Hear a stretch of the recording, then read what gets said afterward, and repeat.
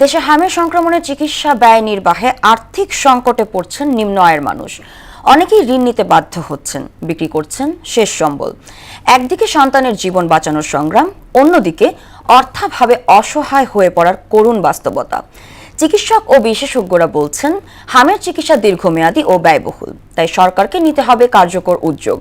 নাজমুল ইসলামের বিশেষ প্রতিবেদন, ছবি তুলেছেন শিহাব হোসেন।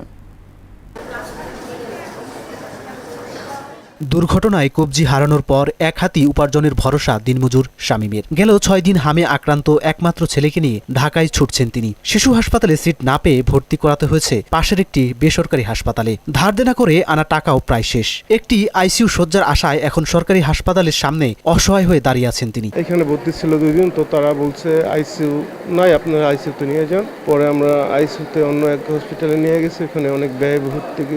হামে আক্রান্ত প্রতিটি শিশুর পরিবারেই এখন চলছে চরম অর্থ সংকট। আয়ের পথ বন্ধ হয়ে যাওয়ায় দিশেহারা হয়ে পড়েছেন তারা। সরকারি হাসপাতালে জায়গা না পেয়ে আমরা ওটাই গেছিলাম প্রাইভেটে। ওখানে একদিন আমার টোটাল 50,000 টাকার মতো খরচ হয়েছে। ওষুধ সবই কিনে আনা হতো, হেরা স্লিপ দিয়ে আমরা কিনে আনি। দীর্ঘমেয়াদী চিকিৎসা খরচ, ওষুধ বাইরে থেকে কেনা, পরীক্ষা ও টেস্টের উচ্চ খরচ, আইসিইউ ও বেসরকারি হাসপাতালের ব্যয়, যাতায়াত ও অ্যাম্বুলেন্স ভাড়া, খাবার ও থাকার অতিরিক্ত খরচ, অভিভাবকের আয় বন্ধ হয়ে যাওয়া এবং স্বাস্থ্য খাতে নিজের পকেট থেকে বেশি খরচ হওয়ার কারণে নিঃস্ব হচ্ছে নিম্ন আয়ের পরিবারগুলো। ছেলের চিকিৎসার জন্য আমি 20,000 টাকা দাঁড় করে আনছিলাম, আনার পর দানের উপরে আনছি, কিন্তু দুঃখের বিষয় আমাদের দানও বৃষ্টিতে তলিয়ে গেছে।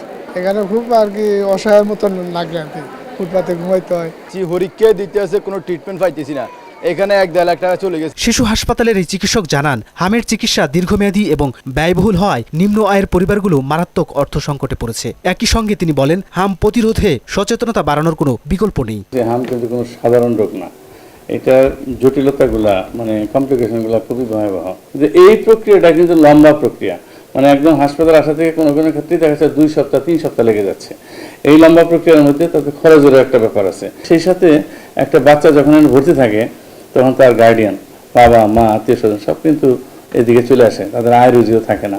এতে করে কিন্তু আমি মনে করি তারা বেশ লুজার হয়ে যাচ্ছে, সর্বশান্ত হয়ে যাচ্ছে। এদিকে হামকে জাতীয় সমস্যা হিসেবে বিবেচনা করে চিকিৎসা খাতে বরাদ্দ বাড়ানোর পাশাপাশি নিম্ন আয়ের মানুষদের প্রণোদনার আওতায় আনার দাবি জানিয়েছেন ঢাকা বিশ্ববিদ্যালয়ের স্বাস্থ্য অর্থনীতি ইনস্টিটিউটের এই সহযোগী অধ্যাপক। নিম্ন আয়ের মানুষ, তাদের জন্য কিছু করা, দুদিক থেকে আগাতে হবে। একটা হচ্ছে সাপ্লাই চেনের যে সাপ্লাই ঘাটতিটা হয়েছে ঠিক করে ফেলা, আর যারা অ্যাফেক্টেড মানুষ হয়েছে, যারা অন্যান্য বার্ডেন ফেস করছে, এই যে ফ্যামিলি কার্ড দেওয়ার মতো কোনো সাপোর্ট দেওয়া যায়, তাদেরকে ডায়াগনোসিসগুলো ফ্রি করে দেওয়া যায়, যদি মেডিসিনটা ফ্রি দেওয়া যায় অ্যাটলিস্ট, তাহলেও কিন্তু অনেকখানি হেল্প হয়। হাম শুধু একটি রোগ নয়, এটি এখন নিম্ন আয়ের মানুষের জন্য এক বড় আর্থিক বোঝা হয়ে দাঁড়িয়েছে। সময়মতো প্রতিরোধ আর সহজলভ্য চিকিৎসা নিশ্চিত করা না গেলে এই সংকট আরও গভীর হওয়ার আশঙ্কা করছেন সংশ্লিষ্টরা। নাজমুল ইসলাম, মোহনা সংবাদ, ঢাকা।